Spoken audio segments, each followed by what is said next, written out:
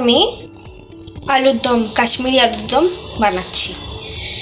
আলুগুলোকে এখানে 1 কেজি মতন আলু আছে, এইগুলোকে আমি একটা সিটি দিয়ে প্রেসার কুকারে একটু সেদ্ধ করে নিয়েছি, জাস্ট 1 সিটি। এরপর এখানে একটা পেস্ট বানিয়ে নিয়েছি। এর মধ্যে রয়েছে 1 মিডিয়াম সাইজের অনিয়ন, 2 গ্রিন চিলি, আর এর মধ্যে আছে টমেটো, 1 মিডিয়াম সাইজের টমেটো। এই 3টে জিনিস দিয়ে আমি এটাকে পেস্ট বানিয়ে নিচ্ছি, একটা স্মুদি পেস্ট। আর লাগছে একটা ছোট সাইজের একটা অনিয়নকে আমি কুচি কুচি করে কেটে রেখেছি, আর একটা ক্যাপসিকামকে হাফ এইভাবে টুকরো করে কেটে রেখেছি। আর লাগছে কার্ডটা আমি ফেটিয়ে রেখে দিয়েছি। কড়াই চাপিয়ে দিয়েছি, কড়াইয়ের মধ্যে 2 টেবিল স্পুন মতন একটুখানি অয়েল দিয়েছি, রিফাইন্ড অয়েল দিয়েছি। রান্নাটা রিফাইন্ড অয়েল হবে। এরপর এই সেদ্ধ করা আলুগুলোকে আমি একটুখানি ভেজে নেব, লাল লাল করে একটু ভেজে নেব। আর যখন সেদ্ধ করেছিলাম তখন একটুখানি আমি একটু নুন দিয়েছিলাম, যাতে একটু নুনটার ভেতর ঢুকে যায় এই আলুটার ভেতর। এইভাবে আমি করে নেব।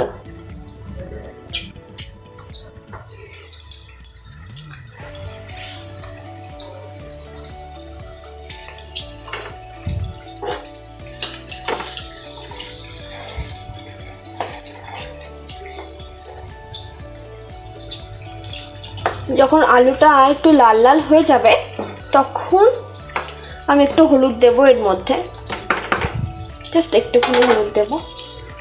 এভাবে ভেজে নিতে হবে আলুটাকে। আলুগুলো আমি একটু ভেজে নিয়েছি। এবার কড়াইয়ের মধ্যে গোটা গরম মশলাগুলো দেব। গোটা গরম মশলার মধ্যে রয়েছে একটা এই সাইজের একটা দারচিনি, 2টো ছোটো এলাচ, আর 4টে লবঙ্গ। কড়াইয়ের তেলের মধ্যে দিয়ে দিয়েছি। ওই সেম তেলেই হবে রান্নাটা, আমি আলাদা করে কিছু ব্যবহার করছি না।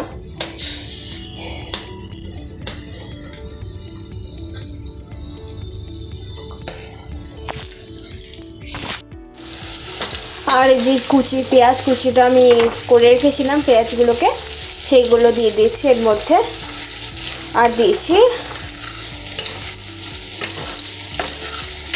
গোটা জিরে, সামান্য পরিমাণে গোটা জিরে একটু দিয়েছি, জাস্ট সামান্য পরিমাণে।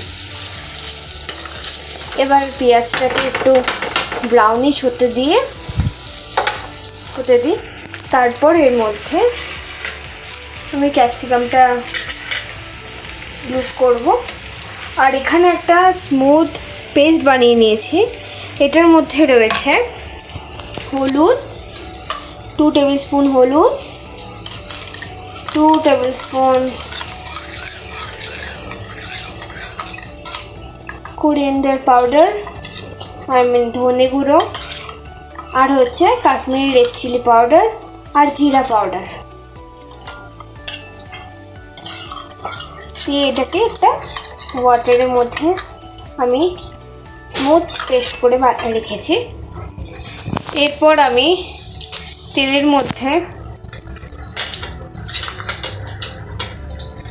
লো ফ্লেমে এটা হবে রান্নাটা। ক্যাপসিকামগুলো দিয়ে দেবো। ক্যাপসিকামটা অনিয়নের সাথে একবারে হয়ে গেলে টেস্ট একটু ভালো আসে। আলুর দমে ক্যাপসিকাম না দিলে টেস্টটা ভালো আসে না, আমার মনে হয়। এটা আপনারা জানি না কি করবে, কিন্তু একটু তো ক্যাপসিকাম লাগে। যারা পছন্দ করে তারা তো দেবে, বা অনেকে পছন্দ করে না ক্যাপসিকাম। এভাবে একটু সতে করে নিতে হবে। এরপর এরপর যে পেস্টটা বানিয়ে রেখেছিলাম সেই পেস্টটা দিতে হবে। এই যে এই পেস্টটা দিতে হবে এর মধ্যে। একটু ব্রাউনিশ হলে তারপরে পেস্টটা দেব। পেস্টটা দিয়ে দিয়েছি। এবার পেস্টটা এই অনিয়ন ক্যাপসিকামের সাথে একটু মিক্স করব।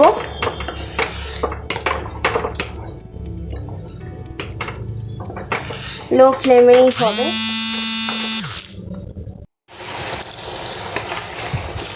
এবার এর সাথে 1 টেবিল স্পুন মতন আমি জিঞ্জার গার্লিক পেস্ট দেব। অল্প দিতে পছন্দ করি আমি।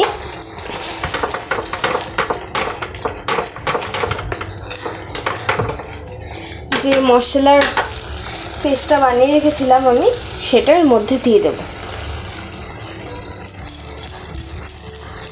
দিয়ে এটা 10 মিনিটস হতে আমি দেব, যতক্ষণ না এর থেকে একটু অয়েল না বেরোচ্ছে আর মশলার কাঁচা গন্ধটা যতক্ষণ না যাচ্ছে।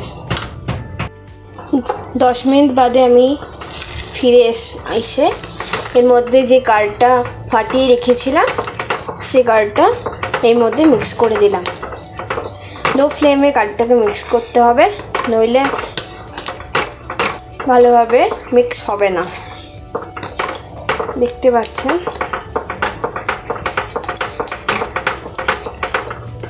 ভালোভাবে মিক্স করে নিয়েছি।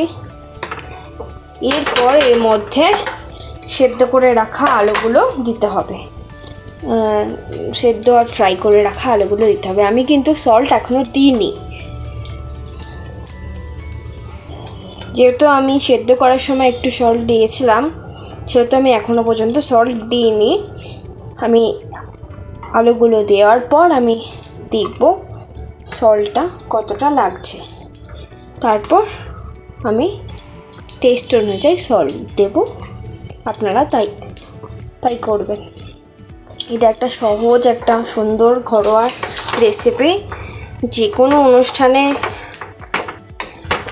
ভালো লাগবে। বিশেষ করে লুচি, পরাঠা, রুটি, পোলাও সব কিছুর সাথে এটা মানাবে।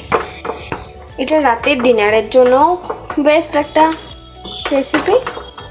আর দুপুরে গেস্ট আসলে তাকে দেওয়ার জন্য একটা সুন্দর একটা ঘরোয়া রেসিপি। এটা সম্পূর্ণ আমার নিজের স্টাইলে, আমি এটা সম্পূর্ণ ঘরোয়া পদ্ধতিতে হচ্ছে। এরপর আমি একটু সল্ট অ্যাড করব এর মধ্যে।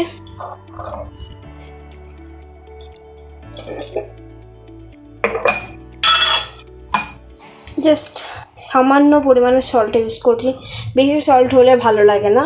জাস্ট এই যে দেখতে পাচ্ছেন একটু সল্ট ইউজ করছি আর একটুখানি, জাস্ট একটু, ব্যাস। আমি বেশি সল্ট ইউজ করবো না, কারণ বেশি সল্ট হয়ে গেলে তখন খাওয়া যাবে না। এবার এই সব কিছুর সাথে আমি মিক্স করে দিচ্ছি। ঝাল একদম আমি পারি না খেতে, তার জন্য বেশি আমি ঝাল দিইনি। কাশ্মীরি। এরপর এর মধ্যে একটু ওয়াটার দিয়ে আমি এটাকে 15 মিনিটের জন্য হতে দেব চাপা দিয়ে। 15 মিনিট পর আমি আসছি।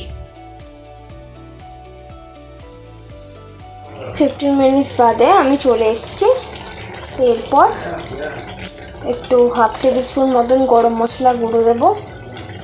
এই যে 1/2 টেবিল স্পুন মতন গরম মশলা গুঁড়ো এর মধ্যে একটু অ্যাড করলাম জাস্ট ফ্লেভারের জন্য। আর হচ্ছে ঘি।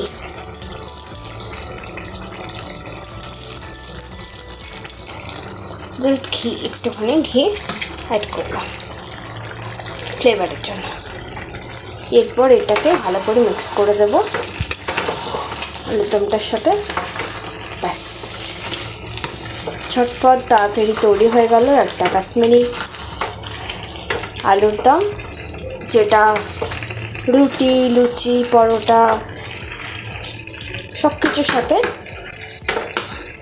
চলবে। আবার ফিরে আসবো নতুন কোনো রান্নার রেসিপি নিয়ে।